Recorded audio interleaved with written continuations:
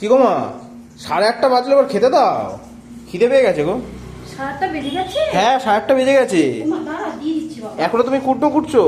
কুটনো কুটছি বলছি না, রুটির তরকারির জন্য করছি। তোর বাবা খাবে। তা আজকে কি কি আইটেম করেছো খাওয়ার জন্য?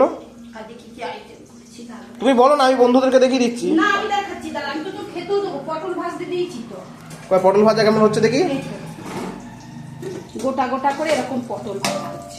এই সাবা, ভালো লাগে। গোটা গোটা একদম পটল। হ্যাঁ গোটা গোটা পটল এরকম ভাজা।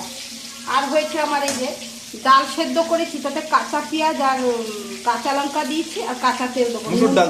মুসুর ডাল সেদ্ধ, ওটা খুব ভালো লাগে ভাত দিয়ে খেতে। এরকম পটল ভাজা গোটা গোটা আর আম তেল দিয়ে ভাত মেখে কিন্তু দারুণ লাগে। হ্যাঁ এটা ঠিক কথা একদম। আর কি করেছো? আর এই যে কালকের একটু চিকেন স্টু ছিল, সেইটাতেই আজকে হয়ে বাহ যাবে। বাহ, দারুণ দারুণ খাবার। আজকে আর কিছু করিনি, এটা করেছি আর এটা। আর এইটাও দিও।